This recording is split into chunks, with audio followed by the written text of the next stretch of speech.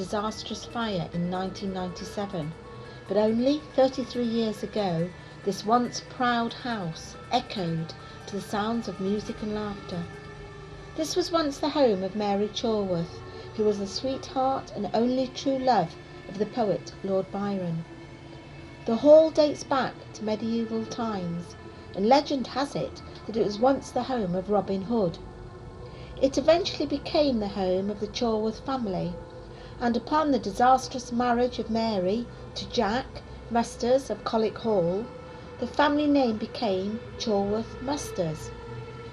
Byron's love for Annesley and Mary must surely be the reason why their ghosts still haunt the ruins of this once great, imposing hall. Not only their ghosts, but ghosts of many other families that have lived and died in this building haunt the rooms, corridors and outbuildings to this very day.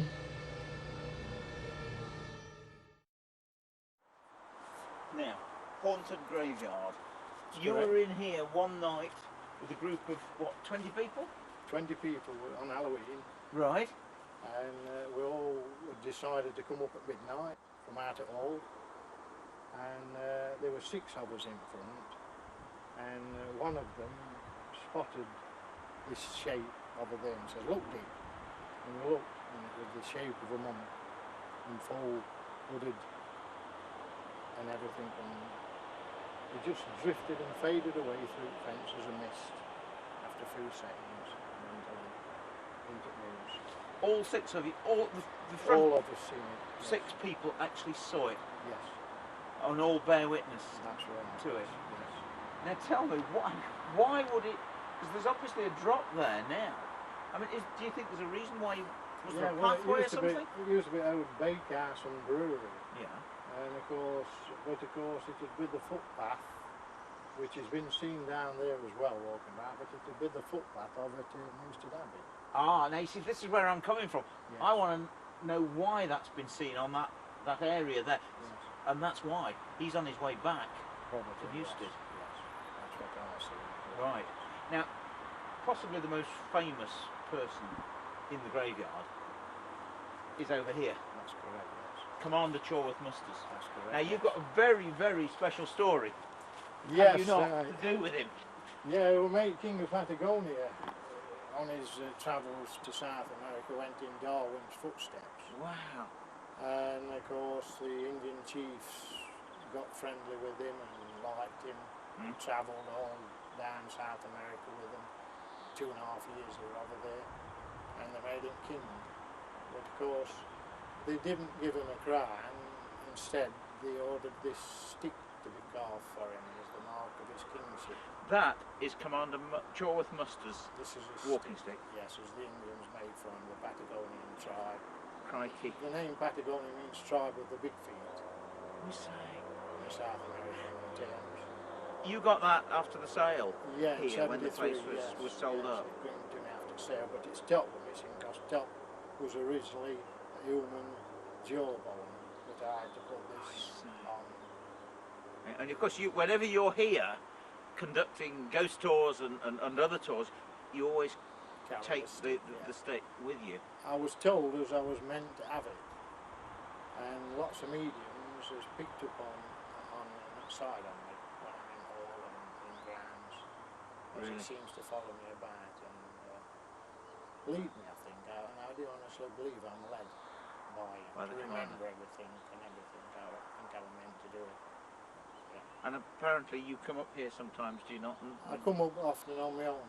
I did early this morning before we were doing this. Really? Yeah, I felt drawn to come up on my own.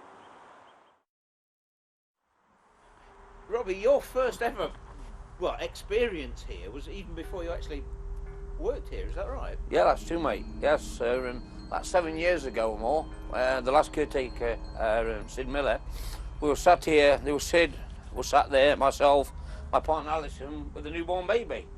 Right. And a week before that, Sid had been in and lifted one of the windows up, which is that one just there, yeah. And he come to try and shut it, he couldn't shut it. It was absolutely solid. I even tried myself, mate, it was solid. And as I say, you know, it's been up there probably for at least a week. And one summer day, someone say there was myself, Sid and Alison and the newborn sat here, when with an almighty bang, the wind actually just fly down with a large piece of glass sticking in between myself and Alison and the newborn baby. You're joking. No, mate, it's true. Sid jumped up, and he was a Londoner at that, and he threw the old bad language that they do down there, and it was horrendous, mate, yes. So, but, I mean, obviously it could have been some explanation. Oh, drastic. It could have been. I mean, the point of the glass was sort of shaped like that, mate. Good Stuck just between my leg and my partner's. Unbelievable, mate. Right, wow. we just couldn't believe it. And the window just banged down. Now, yeah, but you have, obviously you've heard lots of things here, but I mean, you've heard things inside. Or you haven't, have you? But Well, as I say, my partner Alison, one particular day, you always get bits of glass put down due to wind and whatever, and I'd picked a few pieces up one particular day, and I said to Sid, where do you want me to chuck these? He said, well, chuck them in the hall. Well, Alison was there, and I said, yeah, don't just chuck me those in the hall for me if you don't mind. And she goes in through to the hallway itself, she'd only gone 2 or 3 foot inside, comes running out, screaming. I said, what's the matter? She's and somebody in the hall playing old-fashioned music, violin music. She'd come running round and went in like the music had stopped. jeez. Yes, old-fashioned violin music. Because I mean, they were very, of course, places like this were very fond of music. Jack Busters was very good on the violin, you know. Yes, It I could have believe so. Yeah, it could have been. Yeah, Could have been, yeah. but there've been numerous of reports of violin music and bass being run, doors being slammed. Really? Yeah, on several occasions. I know in the recent one, a gentleman that comes up most mornings, Keith, a few months ago, he came up and before I'd arrived at work, everything was all shut up and he swear blind somebody was in there sawing wood. Really? Yeah, that's as clear as daylight. But the whole place... Whole place, I checked up. It said it's somebody working in the house. No, nobody about me at all. Checked all the doors, everything, and he swear blind somebody was in there sawing wood. And there wasn't? No, nothing. Everything was shut up. Yeah, we actually went in, nothing. What about your other incident? With a I violin. know it's not ghostly, but I must hear this. Well, one particular morning, I got here about 10 to 8, and it was a summer's morning. I jumped out of my truck, I was just about ready to walk up to the office. As I actually did hear violin music. Yeah. I'm thinking, where the hell is this coming from? So anyway, I comes towards the hall, and I start listening around towards the windows, and it was getting stronger and louder and louder. And obviously that did I started to panic. You know, you can hear very strong violin music. But anyway, I started looking at it, I thought it'd come from the church. So up the steps it goes, round the railings, and as I say, I'm up towards the church, and I can hear it's coming from definitely inside the church then. And I looked round, and you wouldn't believe it, there was an old chap with a dog at 10 to 8 in the morning, sat there playing a violin. And that was... Real bloke? And a guy was playing a river, and he sat with his dog. It was unbelievable. What'd you do? To be honest with you, I absolutely give him a rollicking, because I was frightened. I would, what the hell was happening to me? You know, the room was all this, that, and there, you know, violin, and then someone say, and then you go up and see an old guy at 10 to 8 with a dog playing a violin. In the middle of the church? In the middle of the churchyard, 10 to 8 in the morning. That's Unbelievable. Lovely. That's amazing. Now, Dick, we're down by the lake. Obvious, isn't it? It's behind us. But there's a ghost story down here as well. Oh yes. Concerning a well, which is somewhere around here, but as yet I don't know where. That's right, yes. The own personal well for all. Right. The village well is just round there. I Where see. Elland village used to be. Yes, there's a well near there and a story to it. It was a farmer's daughter who went missing in 1600s time. And in 73, after all had been sold, the Nottinghamshire Psychic Research people came up for night and they seen this ghost rise up out of this well, where the well used to be, and drift over up towards all and then disappear into woods just outside it all. And one or two seen her around. I was going to say, have other people Yes, reported yes, seeing her as well? Seeing her, yes, Do we know what happened to her? Well, a big question mark whether she were committed suicide down here or whether she was chucked down here. Yeah, into the well. A lot of funny things happened in 1600s. Of course. you Yes, know. and witchcraft, you name it, all And sorts of that's things. right, yeah. But I think she may have been pushed down. Oh my gosh. But, when I worked here, we had to cover it over with railway sleepers, but a few years after that, of course, when they were cutting M1 through this estate, there were a lot of spares stolen and rubbish, and they started to fill this well in and other places on the estate here, they filled them in. We're in your inner sanctum. This is basically the only real place that's got electricity, heat, and this is your office, isn't it? This is what I call my office, yes. Yeah. And this is where you control the whole estate. Yes, it's all my tools and everything else is kept. But it's haunted. Yes, it's haunted. Go on then. One particular morning, a friend of mine, Keith, who comes up most mornings, we came into the office one morning. He used to sit just there, Richard. Yes. And I used to sit there. Yeah. And like I say, we were sat there having a little talk, and suddenly, out of the blue, up on top of the clock, there's still one there. Yeah. Toilet roll actually come flying, fell from there straight to the middle of the floor. I looked at Keith, Keith looked at me. Never thought no more on it, so I picked it back up, put it back on the top, sat back down, sat talking, and about 30 seconds later, there was a plastic cup holder flew from there right across the room and hit Keith on his shoulder, rolled down on the floor. And that's the gospel truth, man. That is, it flew from that there straight across and hit him on. I actually seen it come along there, hit him on the shoulder, roll on the floor. Obviously, then. I bet you said something then that you. A few words, a beep, yeah. And obviously, that then, obviously, mate. I mean, I'm not with it, but there is no draft. No draft, no nothing. That's obvious. There's nothing. There's a chimney there, but I mean, how? How? Exactly. We just don't know to this day. I did speak to a medium that came up on another occasion, and I told her what had happened, and she said the best thing to do, obviously, Keith must be sitting there with somebody who, you know, passed away, you know, through life, and he must be sat, obviously, where they, you know, used to be sitting. That's not the only thing that's happened to you here, is it? Oh no. About 18 months ago as well, I was ready for locking up one evening. As I went through the door, and just about ready to shut the doors, no gentleman literally walked past me. And you cannot really, to see it is believing it, mate, with your own eyes, to see something like that. Did you think he was real? You know what I mean? First, it was so strange, you cannot explain the way you look at something in a figuration of an old chap with a flat cap. And it just literally just walked straight through the tunnel as I was shutting the door, mate. He obviously didn't enact with you, he didn't speak to you, look at you. Or... No, mate, I tell you what, believe it, I was just in shock. I seen it. I actually, as I shut the door and turned round, it just totally vanished. I came out the tunnel, looked round there, I've tried every single thing to explain what, but it was a gentleman with an old flat cap. And I actually spoke to Dick Starr, who he was on today, and he said he could have been Mad Jack, anybody. Wow. But I should think that had an effect on you. It had a major effect, obviously. I didn't come in here for actually 2 months after. I took all my tools out, straight back over to the safe, and that's where I kept them. For 2 months. Right. Because the thing is that not only there's your ghost stories here, and of course just through here, where we're going to have a look in a minute, there's a place which is very haunted, where one of the maid servants apparently hanged herself. Yes, that's true. So, I mean, does it? How do you feel sort of working? Because I presume you have to be here at night. Well, the only time I ever call that is sort of if we've had a break-in, which is, you know, very few and far between now. But obviously, yes, I mean, I sometimes come and just spot check myself at night and weekends. I'm up here on my own sometimes in the day through the winter months. It's very lonely. You're not alone though, are you? As I say, I'm not alone. I've been told by many mediums that, you know, I have a dog following me around, plenty of spirits around me. There you go. Amazing. Yes. Very good. To be quite honest with you, this is quite a nasty story here, isn't it, concerning Mr. Boothroyd and... It is, it's tragic really when you think about it, you know, as they were interfering with a young girl, possibly only around about 15, and of course 200 years ago they ain't go telling your parents, and that's because he were well in with squire, bred his hounds and everything, and it caused the poor young girl to hang herself and commit suicide off here. Literally off the staircase? Off the staircase, they found it hanging. I've actually heard it choking. I've been in here on my own, and there's been orbs and everything all around here. It's very strong on ghost nights. Yeah.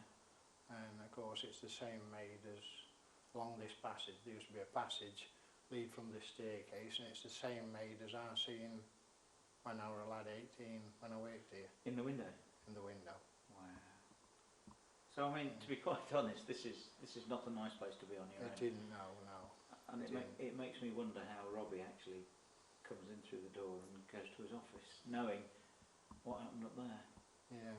Horrible. Yeah. It's what you get used to after time, though. You actually get a lot of fun. He's got a job to do, and you get on with it and do your job, don't you? Now, Dick, this has got to be your best ghost story of Annesley. Yeah. My first ghost I ever seen. Really? Yeah, yeah. Come on then, Yeah. tell me all. Yeah, well, big party going on in Hall here, and of course they'd run out of champagne. And Major says, right, you nip over to the Bentley, which are up in Winate coach houses, used coach houses, Over there, garages. yes. He says, and get the crate of champagne out the back at Bentley. I run over here, I stopped just here and noticed somebody sitting in the windows up there. It's been seen a lot in photos since. Yes. And I'd only be 18 at the time, 1961. Anyway, I stopped a minute and I thought, oh, nobody lives in there now. They're only old furniture and stuff as they kept in there from the other places and shut down. So I gained myself and I run back by Fountain and back into Hall. Well, there were young Mrs. Musters and one or two in Hall chatting in passageway. And she says, goodness gracious, Richard, what on earth's wrong? I said, I've just seen a ghost in Mills. Well, Major Musters come out at Main Hall and says, where's the champagne dig? Bentley's not locked, where's that? I says, I haven't got there, sir. I said, I've just seen a ghost in Mills. He said, I've seen too many damn Dracula films. And anyway, he come across with me and we went up to Bentley and got champagne out. But next day, it was highlighted party, you know, because I'd got this here job and they're all in a laugh, you see. But next day, old fellows I work with, old Wadsworth, as we join her, as we led in there a lot like, he says, don't let them pull you down, lad. He says, one or two's seen that ghost over there. He says, you know, he says, there's a story, a gal has hung herself over there, you know, and it's here. Yeah. And I've seen, you know, besides seeing her, at recent times I've heard her up in that clock tower, saying, help me, as well, you know. But she actually hanged herself over a staircase. She did, yes. Near where Robbie's office is That's now. right, yeah, it used to be dairy, and I think she was the dairy maid, because they all lived above the station as they were, you see. They all had servants lived across here in our days. We can go over there, of course, go and have a look. That's right, yes, yes, right.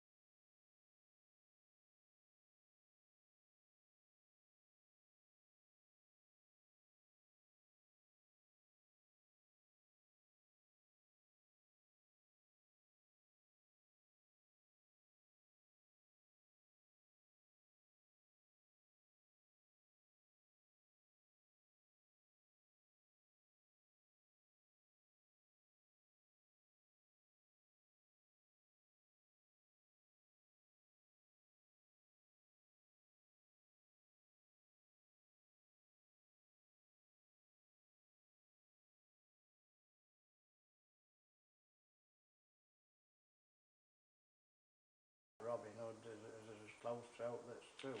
And I've actually read that these 20 outlaws actually had bows and arrows with them. Yes. So, Robin's merry men? Yeah, and it fits in Sherwood Forest, you see, and Robin Hood's hills just behind all here. Robin Hood's well on Underwood side where I live, and it all fits in a lot of things named after Robin, and they go back to medieval days as well. What an amazing history it's got, isn't it? Right. Now, there's a ghost story concerning this room as well, is there not? That's right, yes, that goes to 1600s. The staircase that's concrete over there, yeah. wooden.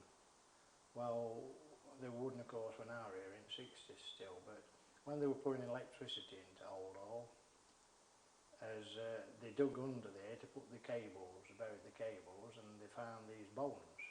Right. Well, during 1600s, there's a maid that had gone missing.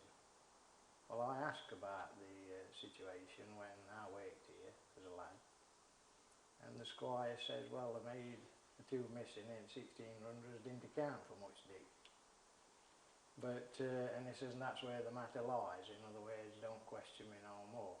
And of course, the old fella again, as I work with, he says, like, as this maid is missing, she owns the place, and a poet in 1840s named William Howitt, he come and stopped up at the hall here, an Irish poet, who were following in Byron's footsteps, and he was quite one of the early men of supernatural things, and he picked up on two ghosts, and he picked up on this maid.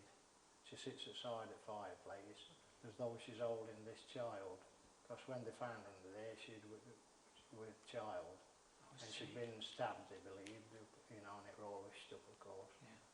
But this William Howitt picked up on the two ghosts. So we're actually talking of a story that goes back to 1840s, or at least someone actually picked up on the ghost in the 18th. So we're not talking of any new stories that have been made up or anything like that. No, and I mean, when power was put in place, you know, to find the bones then, That's amazing. and she'd been missing since them days and nobody knew where. Wow. And that's where she was buried under there, under that wooden staircase. Amazing. Now look, you apparently are going to open up the huge safe. Yes. Many people have seen it, but nobody has seen inside it. That's true, Richard.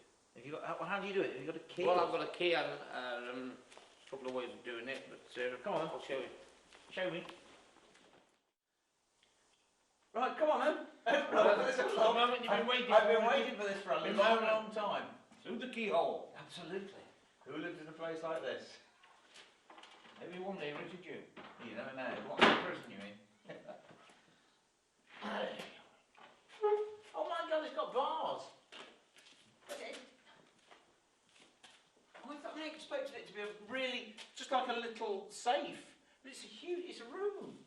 I mean, what do you reckon, Dick? Well, I was told when I worked here is when they went to stop in one of the other houses, as they had other big places, as they locked the valuables up in here, the silver and, you know, the valuable pottery and everything.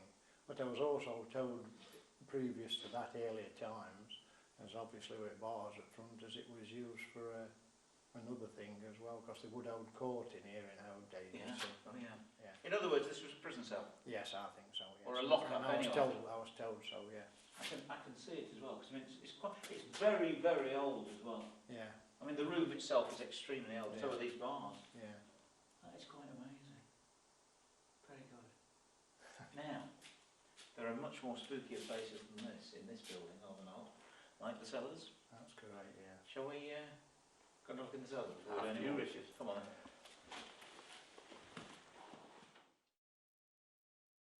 We're in the scariest part of the whole of Annesley Hall, the cellars. In fact, we've just caught a couple of orbs, and Robbie's actually run off up the stairs because he can't stay down here. But I mean, who do you think is the main protagonist, the main ghost, if you like, that haunts it down here? Well, I think it's William Chauthers was killed by his cousin, the 5th Lord Byron. What happened? They had a duel in the Stone and Garter Inn down in London in 1765. They said the family did as it rather pheasants and hares. It has been portrayed as that in books, but I was told when I were here as it may have been a different thing. It may have been all lead, a sect that was similar to Hellfire Club that they was running. Yeah, because they were both into devil worship. That's and, right. and black magic. Yeah, and Lord Byron. sacrifices. Yeah, he was terrible. Byron was, you know, a wicked lord and devil lord. They actually called him that. And this statue's even now over at Newstead Abbey as devils and devil's woods they call them. But of course they had dead bodies. They laid them out down here as well. Of course, see, well, this is the coolest place, wasn't yeah, it? it kept cool. We see at church where we've been earlier, and of course there were bodies always kept down here. But it's terrible at times down here. We'll be meeting, you'll be meeting, and what I call them our medium in a bit, and we've had things down here and sat down here, and we've been challenged and everything down here. You know, it gets terrible down here. Terrible. And of People course, get possessed as well. really, there's also a figure supposedly seen down here of a gentleman in uniform. Yes. Do we know who that is? Or? Well, I mean, a lot of them. I mean, commanders, stick thises, and naval, of course, and soldiers. naval soldiers, colonel, and they're all naval and army, military people. You know. And of course, we've got to remember that all of their bodies would probably have been laid down here Of the centuries. before burial in the churchyard. Yes, I mean, you see, they had their own brewery, so, you know, it was a lovely cellar in my day. I mean, they kept a lot of beer and wine down here, you know.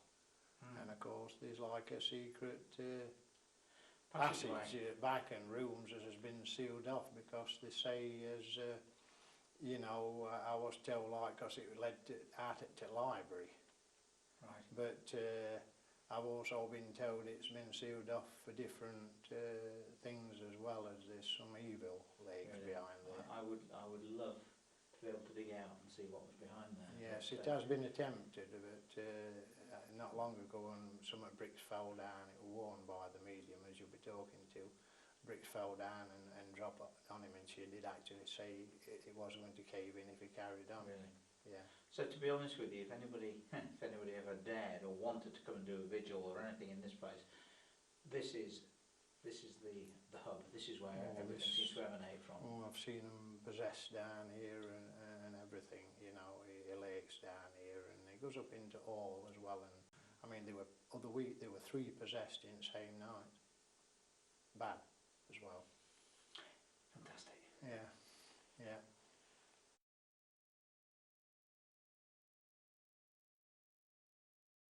Lindsay, I would describe you as Annesley's resident medium, because obviously you come here quite a lot. Yeah. But and you told me earlier the cellar is your favourite place. It is, yes. And yet it's the scariest place in the whole building. But I like it because of the activity. Yeah, but things have actually happened to you now. Yes.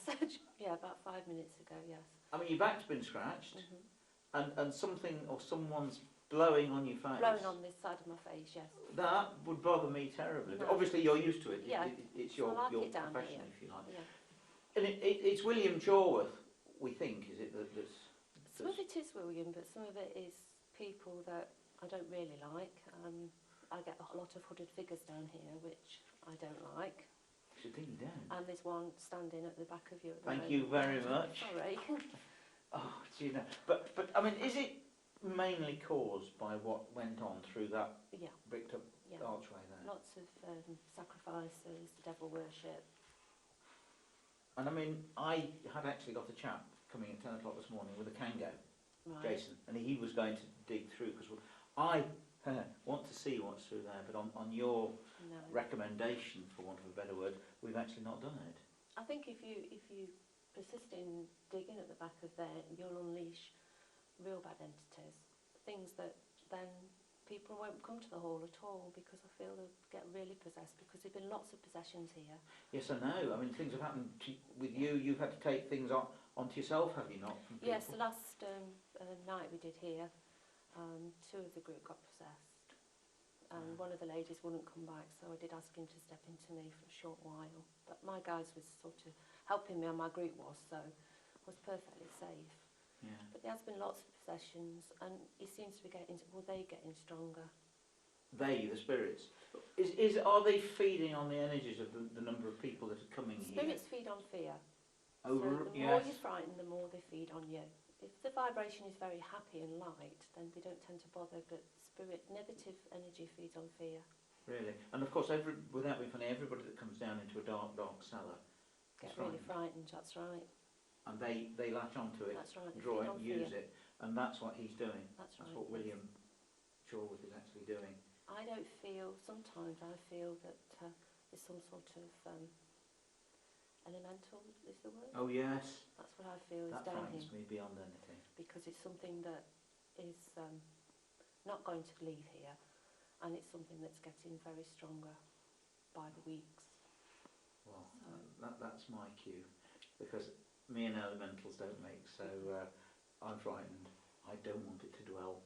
I don't want it to try and draw on my I energy. think it's something that's been sort of created from what's gone on centuries ago. Yeah, with the devil worship. Yes, yeah. Not nice. But if anybody wants to come and do a séance or a sleepover or something, this is the place. Oh, down this is here, the place to do it, yes. underneath Annesley Hall. Yeah, but sometimes they come out into the main hall anyway. Oh, yeah. That's where the last possessions was, in the main hall. It wasn't in the cellar. It was in the main hall. So they're not grounded, they're not just in here. They're around the place. William used to be, or whoever used to be, but then he's sort of come out of the cellar. Oh dear. And he wanders about a little bit.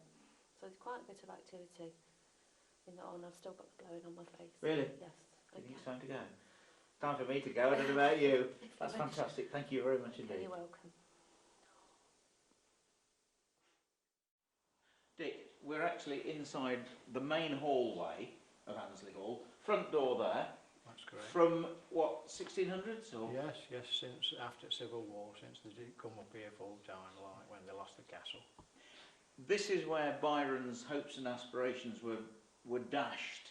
That's right, yeah. At the age of what, about 14? That's all he was. Yes, he would be about that age then. He'd come through this door over from Newstead Abbey, and Mary Chorlworth were on the first landing with their cousin and a dressmaid, and they'd seen Byron ride through Archway. Yeah. Mary hadn't, and cousin started to tease her and ask her, why are you going to marry? Are you going to marry Lord Byron at the Fox Hunting Squire, Jack Musters? And she says, I won't be having the lame boy from over the hill. Right. And of course Byron overheard this down here, because acoustics are quite good at coming down as well as going up in this hall. Right. And of course he went out of that door, heartbroken, rode back to Newstead, never to come back here for a good many years. He did come back later on when he'd become famous for dinner, but that was many years after. But as far as he was concerned, it was all over. And of course Mary did marry Jack She Musters. did marry Jack Musters in 1805. Really? 201 years ago, yeah. Wow. But I mean, Byron never really had any other love.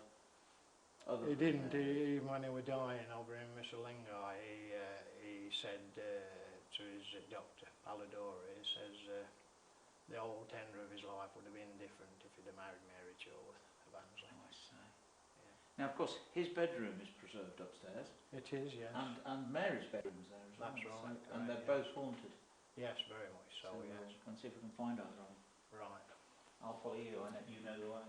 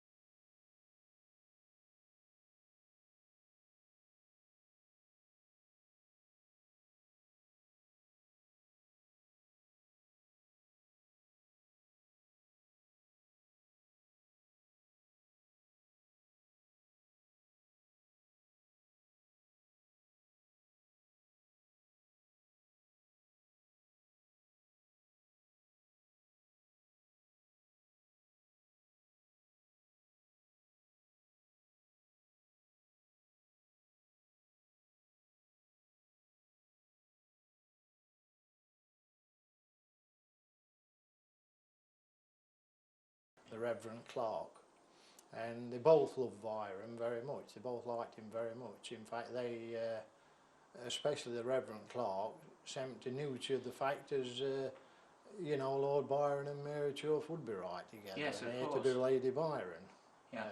And I presume, as a good businessman, which Reverend Clark was, he also saw the potential of being able to run the two estates, because I presume they were neighbours. They boarded each other, did they? That's right. Yeah, I mean they run right into one another, and of course, as you say, he nurtured that because he did well by Mary, because he doubled the rents on all the farms, and made her even richer than what she was. You know, and she was very wealthy, youngest, you know, wealthiest young woman in Nottinghamshire, no doubt about that. Yeah. So Byron haunts the place. Yes, you pick up on him in here, and a medium picked up, I think, you know, Patricia, she picked up on Byron and his bear and his dog one day when I were in here, and she picked up on him very strong. Yeah, and I presume he haunts this place because he was probably happier here than anywhere else he'd ever been. Yeah, well, Newstead, when he took it over, it were in debt and it were a ruin. Like this is a ruin now. At that time, Newstead was a ruin. So this was obviously extremely comfortable. Yeah, for him, he had to go and live in Nottingham because it wasn't fit to live in Newstead Abbey when he came into the lordship and baronet he was. And so it were, I mean, this place was run immaculate. Yes, of course. You know, at that time, and he preferred it over here. Yeah, and of course there was a beautiful young lady, that's right. Mary Ann Chorworth, who lived here. Very pretty, very pretty. And of course, she still haunts the place as well. She does, yes. And her bedroom is actually through this room. That's right. And she haunts that as well. Yes, she does. So and the son, the youngest son, does as well. So let's go and have a look in there, shall we do? Yeah.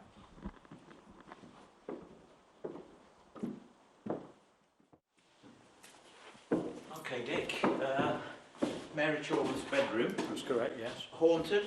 Very haunted, yes. By Mary? By Mary and Mary's youngest son as well. Oh, right. Yes.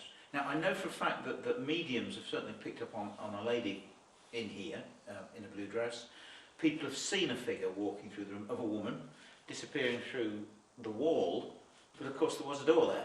Of course, yes, there was the French windows as led out onto the Byron terrace where she used to sit and have a breakfast on fine days. And of course, where you seen Byron and the body in procession come up Annesley Hall. But of course that's now boarded up, people don't know. Yes, it's boarded up and didn't know it was a doorway now, since fire.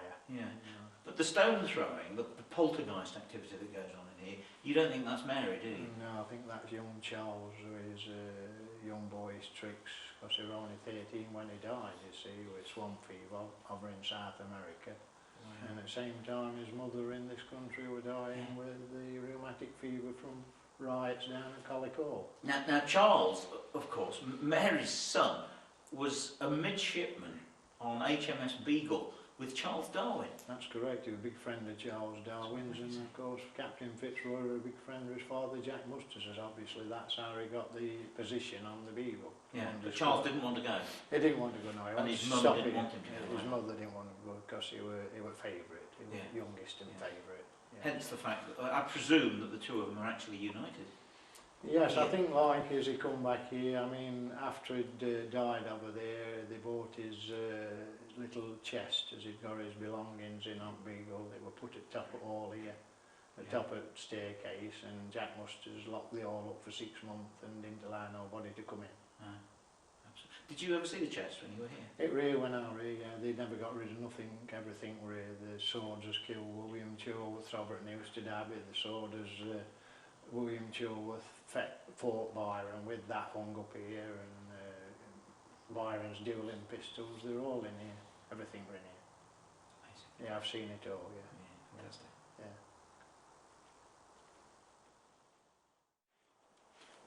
Now we're stood on Byron's terrace. That's correct. Behind us, although it's upstairs, this is actually Mary Chorworth's bedroom. Behind there it is, yes. She could come out here and she had a breakfast here on fine days, had a table, and had a breakfast up on terrace. So obviously there were French doors originally behind there. Yes, that's right, yeah, before the fire in '97. Yeah. The original steps, Yeah. still here of course. Yes. But of course there's rather an amazing story of she was sat here, I presume, breakfasting or something when she saw something on the road there. Yeah, in 1824 when Byron died in Greece, of course they refused to bury him in Westminster Abbey, and of course... Yeah, because he was an atheist, wasn't he? That's correct, Yeah. yes. And of course they've got to bury him in the Hucknall family Byron vault at Hucknall Church.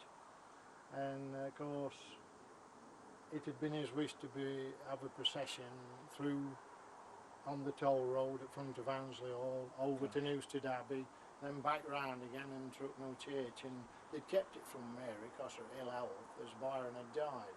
Right. And of course you're seeing this procession, and she's up here with maids and Nanny Marshlanders used to carry her about and that. And she says, what's going off down the toll road there? And of course this maid, the lowest of the lowest at maids, has never been instructed to say anything. Blabbed it out and says, oh, it's Lord Byron's procession. Wow. And Which she ordered them all off the terrace, and as they were going away, they said they could see tears rolling down their cheeks. Oh, here on this terrace where we're standing now. That's right. This is what they told me when I worked here. That's amazing. Now behind us, we've actually got, this is part of the huge Victorian extension That's right. of the hall. Yeah. And I mean, you can actually, you can see through the windows. I mean, gosh, there's a fireplace there. Yeah, yeah. Look at all that. Now, when you worked here, Dick, Yes, this was still intact, oh, of it's course. still being used. I've walked all up here and been on roof and everything. I mean, it's only in the last 30 years as it's been knocked down like this. Really? Yeah. Nice, isn't it a shame? But just at the bottom here, down the steps, is a doorway, Yes. where Byron actually used to shoot at it. Is that Yeah, right? fire his pistols into the outdoor, yes. And it was kept in this Victorian wing here, it was kept here. The door was? Yes, it was took off there and kept in here for safety. British Museum always wanted it, I'm assuming it's a British Museum, I don't know, but they always wanted it, they did. Because the shot holes were still in the door. And there's some shot holes down there, aren't there? These were missed. Let's go and have a look, come on. Right. Right, so here we are, end of Byron's Terrace.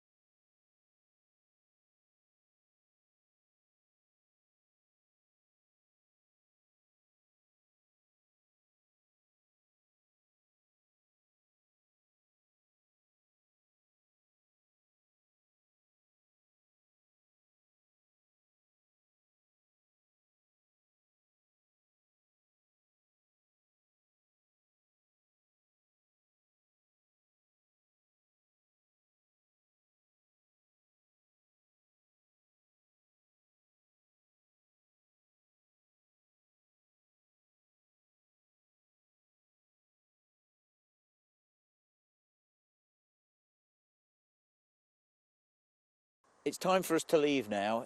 The moon's out, it's starting to get very dark, and this place gets much more scary in the dark. We hope that you've enjoyed watching the DVD as much as we've enjoyed making it. Special thanks to Robbie and to Dick for helping me. And after doing this, we've realised that there is much more of the story to tell, and we've decided that we're going to make a much bigger and a much longer DVD telling the whole story of the Byrons, the Chorworths and the Musters. So watch this space.